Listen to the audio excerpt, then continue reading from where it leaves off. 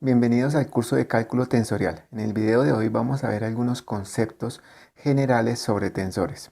Vamos a empezar con las cantidades que se transforman contravariantemente. Las cantidades que se transforman contravariantemente tienen dimensiones relacionadas directamente con los ejes coordenados. ¿A qué se refiere esto? Que por lo general las magnitudes físicas que se pueden asociar con tensores contravariantes tienen unidades de longitud en el numerador. Un ejemplo puede ser la velocidad, que está expresada en metros sobre segundo. En el denominador aparece tiempo, pero en el numerador aparece longitud. Ese es un ejemplo de una cantidad que se transforma contravariantemente.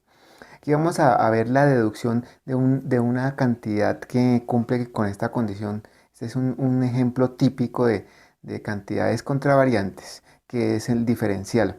Tenemos unas cantidades xy, unas coordenadas xy, que dependen de unas xn o xy también, pero que van hasta xn, que es el índice de las dimensiones. eh, XY, que depende de las de X1, X2, X3 en el sistema barrado. Y también se tiene la relación inversa, que las cantidades en el sistema barrado, o sea, las coordenadas XY, dependen de las cantidades o de las coordenadas en el sistema no barrado. O sea, aquí las XY dependen de X1, X2, X3 hasta XN. Entonces vamos a tomar el diferencial en el sistema barrado. Entonces el diferencial en el sistema barrado va a ser pues derivada parcial de las XY con respecto a x1 por dx1, lo mismo para x2 por dx2 y así sucesivamente hasta dx y dxn por diferencial de xn. Podemos, si utilizamos el convenio de suma para simplificar esto, lo podemos escribir como la de xy. Las de xy son iguales a la derivada parcial de las de xy en el sistema barrado respecto a las de xj en el sistema no barrado por el diferencial de xj. Si nosotros recordamos la ley de transformación de los tensores covariantes de primer orden, que es esta de aquí, tenemos que las AI en el sistema barrado dependen de las de x y de xj por multiplicadas por los componentes del tensor en el sistema no barrado. Si observamos, tiene la misma estructura. Aquí tenemos algo en el sistema barrado, esta parte de aquí, tenemos esta matriz que aquí son los vectores base y tenemos las cantidades de esta misma, pero en el sistema no barrado. Observamos que de aquí se puede deducir que efectivamente los diferenciales son un ejemplo de cantidades que se transforman contravariantemente. Recordando un poco la definición de un tensor de rango m en el espacio n dimensional es un objeto de n a la m componentes que se combinan con múltiples vectores base para formar una cantidad independiente del sistema de coordenadas empleado. Entonces aquí la combinación con esos vectores base se refieren a estas cantidades o a estas de acá. Esta es una matriz de vectores base, pues en el caso de estos tensores de primer orden. El rango u orden pues se refiere a la cantidad, en general se refiere a la cantidad de índices que tiene. Aquí observamos que solamente tienen un índice, por eso es un tensor de primer rango o de primer orden o también denominado un vector. Y n, recordemos, es el número de dimensiones que estamos utilizando. Lo normal sería utilizar 3 o 4 si estamos de pronto tratando con relatividad especial o relatividad general. Ahora de eso pues deducimos que de xy es un tensor contravariante de primer orden o un vector contravariante. Ahora vamos a ver las cantidades que se transforman covariantemente. Las cantidades que se transforman covariantemente tienen dimensiones inversas a la de los ejes coordenados. ¿Esto a qué se refiere? A que las magnitudes de longitud no van a aparecer ya en el numerador, sino van a aparecer en el denominador. Entonces, si tenemos, por ejemplo, una función f definida en el sistema barrado, o sea, que depende de las x1, x2 hasta xn en el sistema barrado, esa función también se puede definir en el sistema no barrado. La observamos aquí que depende de las x1, x2 hasta xn.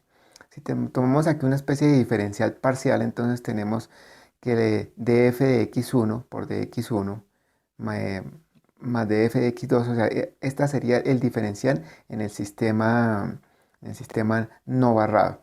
Ahora también nosotros podemos tomar ese diferencial en el sistema barrado pero pues obviamente tendríamos que hacer la inversión adecuada. Pero aquí vamos a partir básicamente de las relaciones del sistema barrado. Entonces, si nosotros tenemos que derivamos respecto a las coordenadas en el sistema barrado esta función, entonces tenemos de f de x y en el sistema barrado va a ser esta misma parte de acá, pero ya va a empezar a ser la derivada parcial de este x1, x2, x3 hasta xn respecto a las coordenadas del sistema barrado, o sea, de xy, que observamos que básicamente eso es lo que cambia de xy en el sistema barrado. Ahora, expresado esto, utilizando el convenio de suma, pues tenemos que las df de xy en el sistema barrado va a ser a df de xj, de xj, de xy. Aquí lo que hacemos es como para que podamos visualizar más la relación que hay con la transformación covariante, pues simplemente pasamos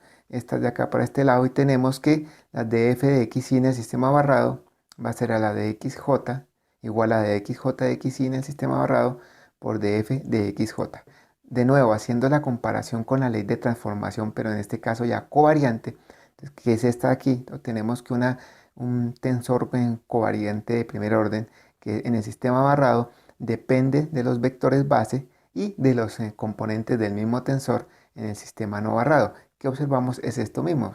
Tenemos aquí algo en el sistema barrado de f de xy, que es esta parte de acá, de x de j de xy, que son estas mismas de acá, son básicamente la matriz de vectores base, y estos son los componentes de este mismo tensor, pero en el sistema no barrado. De ahí deducimos que df de xy es un tensor covariante de primer orden, es decir, un vector covariante. Ahora, una cosa, obviamente en todos los tensores no se puede hacer porque en tensores de orden superior, pues como ya habíamos mencionado, no se pueden aplicar las matrices, pero este sistema de acá que estamos viendo se puede expresar matricialmente de esta forma. Entonces tenemos las df de x y que en este caso lo vamos a hacer variar de 1 a 3, o sea, un espacio tridimensional. Entonces tenemos df de x1, df de x2, df de x3. Entonces un vector columna va a ser igual a esta matriz, como decíamos, esta matriz es la matriz de vectores base por el mismo tensor, pero en el sistema no barrado. Observamos que es otro vector columna, df de x1, x2, de x3, pero en el sistema no barrado.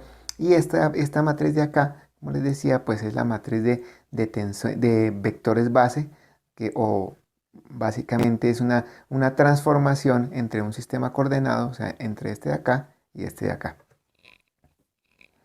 Vamos a mirar tensores de contravariantes de segundo orden, que digamos es el siguiente paso después de que pues, se han analizado los vectores, que son los tensores de primer orden. Entonces, un conjunto a la IJ, aquí observemos que estos son dos índices contravariantes de n al cuadrado componentes en el sistema coordenado xy, o sea, en el sistema no barrado, se dice que forman un tensor contravariante de rango 2. ¿Por qué de rango 2? Porque aquí hay dos índices.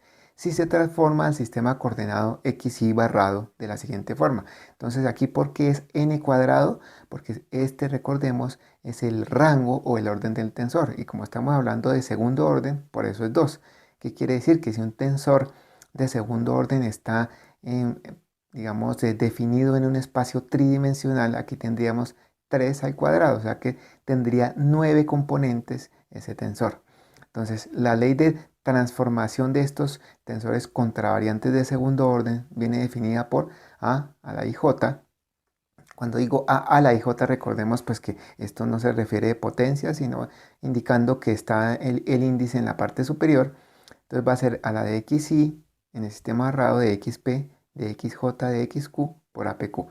Aquí básicamente lo que hemos hecho es ampliar los vectores base dependiendo ya de un segundo índice. Observamos que aquí tenemos lo mismo que teníamos en el sistema, en los tensores de primer orden, pero ya aquí agregamos otra matriz de tensores base refiriéndonos a este segundo orden. Y pues aquí los elementos del tensor A y J, pero en el sistema no barrado. Ahora, ¿cómo podemos deducir esta ley de transformación para un vector? Entonces imaginemos que tenemos un vector en el sistema barrado definido de esta forma, tal y como lo hemos hecho anteriormente, y un b a la i en el sistema barrado, que es de x y de xp por bp. Y tenemos otro vector acá. Vamos a hacer una pausa un momento. Bueno, entonces, volviendo, tenemos aquí un segundo vector C en el sistema barrado que es de xj de xq, o sea, los vectores base y por los componentes del vector en el sistema no barrado. Lo que vamos a hacer básicamente es una multiplicación entre ellos. Hacer esta multiplicación tenemos BI en el sistema barrado, CJ en el sistema barrado y tenemos aquí las dos matrices, o sea, la matriz de este y la matriz de este de vectores base y los componentes de los respectivos vectores contravariantes en el sistema no barrado. Ahora, si llamamos a este A y J la multiplicación de los componentes de B y CJ en el sistema barrado, podemos expresar esto aquí en esta parte como A y J, esta multiplicación de acá. Y lo mismo, si expresamos el BQ-CQ en esta de acá, parte de acá, en el sistema no barrado como un vector APQ, entonces tenemos ya la relación que este AIJ, que aparece acá, AIJ, va a ser igual a este matriz de derivadas por esta otra matriz de derivadas y por el vector en el sistema no barrado. Básicamente esa es la demostración. Lo que estamos observando básicamente es que esta ley de transformación surge de la multiplicación de estos dos vectores definidos en un sistema barrado. Ahora, para los tensores covariantes de segundo orden, entonces podemos hacer una definición bastante parecida. Entonces, un conjunto A y J con subíndices acá indicando que son covariantes de la serie a cuadrado componentes en el sistema coordenado XY, se dice que forman un tensor covariante de rango 2 si se transforman al sistema coordenado XY de la siguiente forma. Básicamente esto es la misma definición de los tensores contravariantes de segundo orden, pero ya teniendo en cuenta que estamos hablando de subíndices y de la ley de transformación. Entonces los A sub IJ va a ser de XP respecto a la de XY en el sistema barrado por DXQ de XJ aquí por el tensor covariante en el sistema no barrado. Observamos que esta es una extensión de lo que hicimos con los vectores covariantes. Y pues básicamente la forma en la que surge esta ley de transformación es de esta misma forma, utilizando una multiplicación, pero ya no de vectores contravariantes, sino de vectores covariantes.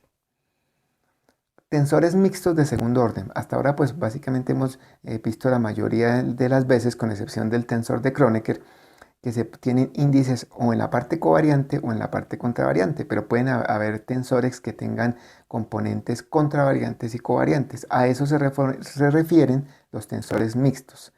En este caso los tensores mixtos de segundo orden. Entonces un conjunto a la I sub j de n cuadrado componentes en el sistema coordenado XY se dice que forma un tensor mixto de rango 2 si se transforma al sistema coordenado XY de acuerdo a. Entonces tenemos aquí el tensor en el sistema barrado que va a ser igual a esta matriz de vectores por esta otra matriz y por el tensor en el sistema no barrado. Entonces aquí pues una regla de pronto de nomenclatura o para facilitar la deducción de las leyes de transformación para tensores de mayor orden es que recordemos que si aquí tenemos el tensor en el sistema barrado, entonces en esta parte van a haber derivadas parciales que van a tener estos índices aquí si es contravariante en el sistema barrado y en el sistema y los subíndices van a estar en la parte inferior aquí en el denominador. Entonces los que están aquí que aparecen como contravariantes van a aparecer en el miembro del lado derecho en la parte del numerador y los que aparecen como covariantes van a aparecer en la parte del denominador. Observamos que la I aparece en el numerador, la J aparece en el denominador y van a estar asociados al sistema barrado, o sea, a los índices que tienen este tensor.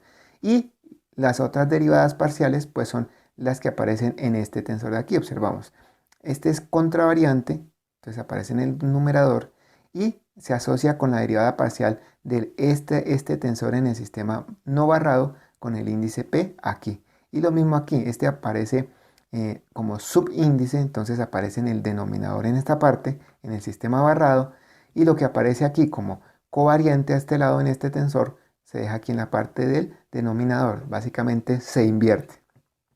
Esa es la forma en la que se generan las leyes de transformación para cualquier tensor, sea contravariante, covariante o mixto de cualquier orden. Aquí vamos a ver una definición un poco más general, los tensores de orden superior. Entonces un conjunto de n a la s más p funciones de a, t1, t2 hasta ts, entonces este s es básicamente el orden de contravarianza, y q1, q2, qp, donde p es el orden de covarianza, de las n coordenadas x, y se dice que son los componentes de un tensor mixto de orden S más P, porque ¿qué quiere decir? Que va a haber ser la cantidad de índices de contravarianza más la cantidad de índices de covarianza. Ese va a ser el orden del tensor.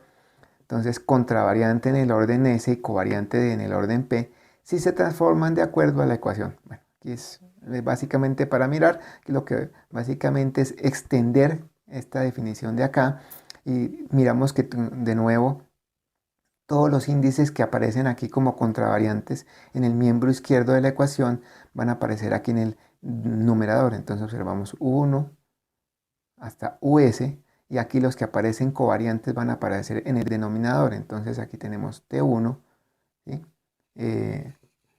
Perdón, ese T no es, ese son estos de acá. Entonces sería R1 hasta RP.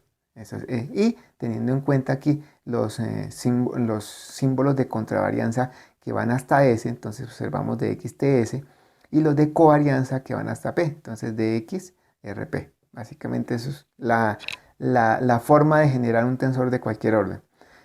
Por ejemplo, un tensor a la IJK, donde estos son símbolos de contravarianza y símbolos de covarianza LM, es un tensor mixto de quinto orden. ¿Por qué? Porque tiene 5 índices. Contravariante de orden 3, 3 índices de contravarianza, y covariante de rango 2, porque tiene 2 índices acá.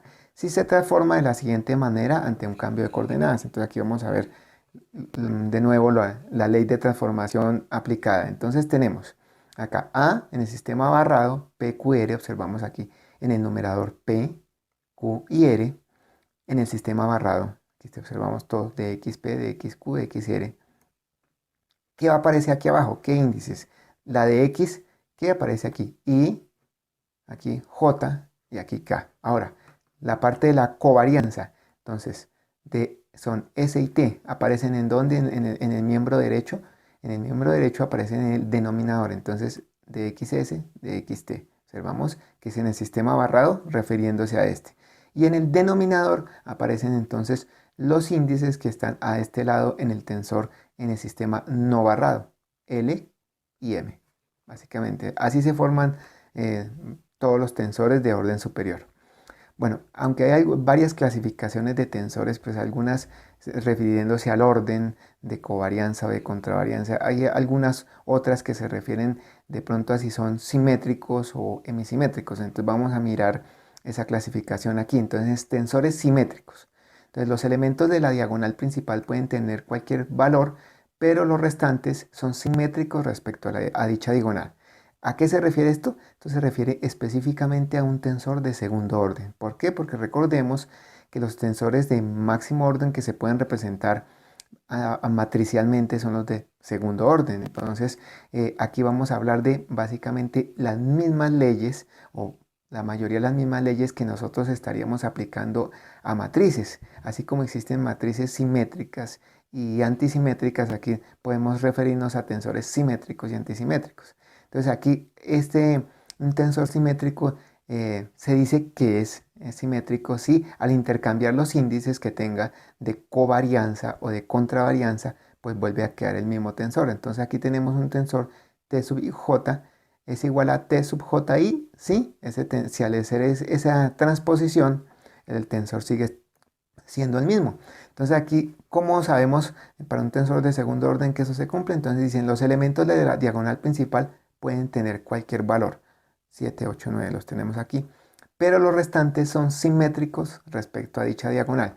¿Qué quiere decir? Los que están al lado y lado de esa diagonal tienen el mismo valor. Observamos aquí 7, que al lado de 7 está 1 y 1. Al lado de 8 está menos 2 y menos 2. Y al lado de 9 está 3 y 3. Entonces básicamente esa es la forma como la comprobamos o como podemos generar un tensor simétrico. Ahora, tensores hemisimétricos o antisimétricos. Entonces, los elementos cumplen la condición de antisimetría si T sub IJ igual a menos T sub JI con los elementos de la diagonal principal nulos. Entonces aquí recordemos, esto es para tensores de segundo orden. Entonces los elementos de la diagonal deben ser nulos. Entonces observamos 0, 0 y 0. Y los que están al lado y lado de los elementos de la diagonal tienen signos contrarios, según esta definición, porque aquí son negativos. Entonces, menos 2, 2, menos 3, 3 y menos 1, 1. Entonces, esa es la forma en la que generamos o identificamos que un tensor es simétrico o antisimétrico. Ahora, una definición más general de simetría entonces dice que cuando un intercambio de dos índices contravariantes o dos índices covariantes en los componentes, básicamente aquí dice los componentes del tensor, a I sub 1 hasta IR, A sub J1 hasta JS, de un tensor no alteran dichas componentes, se dice que A es simétrico. Aquí vamos a ver un ejemplo. Entonces este es el tensor de quinto orden que veíamos hace un momento, de dos índices covariantes y tres contravariantes. Aquí tenemos que es simétrico si al cambiar dos índices de covarianza, por ejemplo aquí vamos a cambiar I con J. Entonces es simétrico si es igual a el mismo tensor pero intercambiando J por I. Aquí tenemos IJ y JI y dejando los otros índices igual. O haciendo también el intercambio de cambiar aquí J por K. Entonces dejamos el I sin moverlo y nos queda AIJK LM, que no se cambia, igual a IKJ LM. Quiere decir que si se cumple esto, ese tensor es simétrico. Obviamente esto se puede hacer como observamos en la definición de la página anterior con índices covariantes. Hubiéramos podido cambiar LM por ML y si el tensor sigue de la misma forma, pues es un tensor simétrico.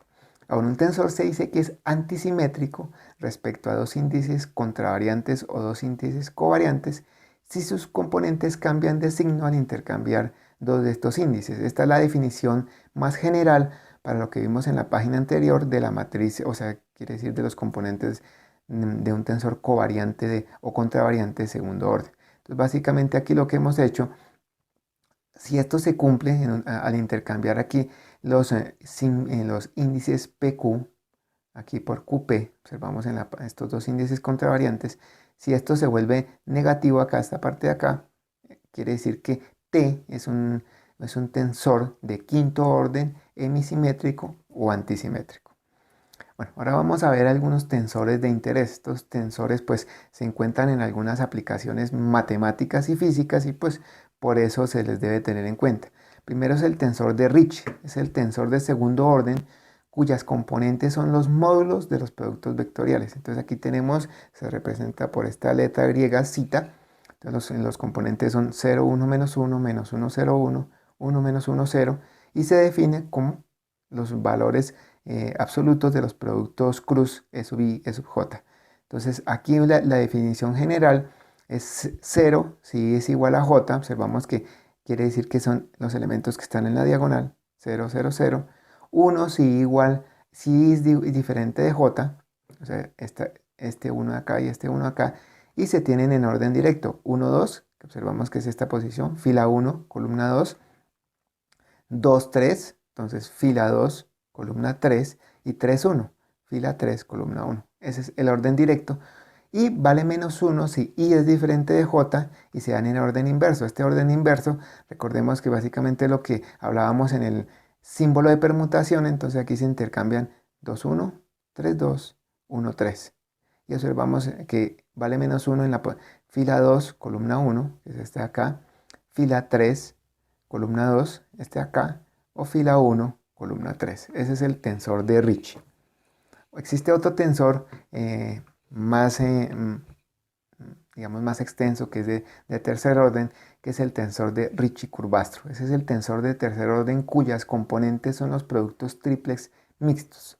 EI y J, que es igual a EI, producto punto de los EJ, cruz EK. Básicamente es un triple producto escalar, así como el que veíamos habitualmente en cálculo vectorial.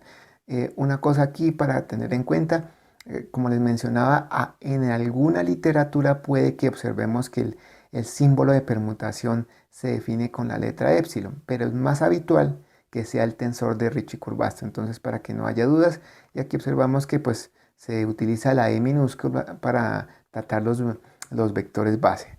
Entonces, la definición, vamos a hacer una pausa un momento. Bueno, volviendo a la definición entonces del tensor de Ricci-Curbastro, entonces decimos que tienen valor de 0 si igual a j, o si j es igual a k, o si k es igual a 1. Y tiene un valor de 1 si es diferente de j y diferente de k, y si se dan en el orden directo. Básicamente eso es lo mismo que hablábamos en la página anterior y lo que hablábamos del signo de permutación. Y tiene un valor de -1 si es diferente de j y diferente de k, y se dan en orden inverso. Aquí está la definición. Esto es una matriz tridimensional, no es muy habitual. Vamos aquí por ejemplo, los símbolos. Este es E, epsilon 1, 1, 3, epsilon 1, 2, 3, epsilon 3, 3, 3 y así sucesivamente. Y esta es la representación. Entonces, como nota de cultura general, ¿por qué se llaman estos tensores de Ricci y Ricci-Curbastro? Entonces, uno de los creadores del cálculo tensorial fue un matemático italiano llamado Gregorio y de apellido Ricci-Curbastro. Entonces, por eso el tensor de la página anterior, o sea, este de aquí de Ricci, es nombrado en honor a él, y este también, Ricci-Curbastro, sino que para diferenciarlos, en uno dieron una parte del apellido y en el otro dieron el apellido completo. Hay otro tensor también que se encuentra en las aplicaciones matemáticas y físicas, que es el tensor de Civita o Chivita. Ese es en honor a otro de los creadores, un alumno de Gregorio Ricci-Curbastro que se llamaba Tullio Levi Civita o Tullio Levi Chivita. Ellos básicamente a principios del siglo XX, tal vez 1901, algo por el estilo, presentaron el cálculo tensorial al mundo. Hicieron un libro con todo lo que habían investigado, y de ahí fue que se empezaron a encontrar las aplicaciones, por ejemplo, en relatividad en general o en relatividad en especial u otras aplicaciones. El surgimiento del cálculo tensorial a grandes rasgos viene de mucho más atrás, cuando se querían hallar o definir cantidades de físicas. Una de ellas era el estrés en los materiales. Eso de pronto lo vamos a ver en algún video posterior. Y uno de los también, digamos, iniciadores de esto fue Leonhard Euler. Entonces, como cultura general, pero básicamente los que dieron a conocer el cálculo tensorial al mundo fueron Gregorio Ricci-Curbastro y Tullio Levi Civita. Bueno, por el video de hoy no es más. Hasta la próxima.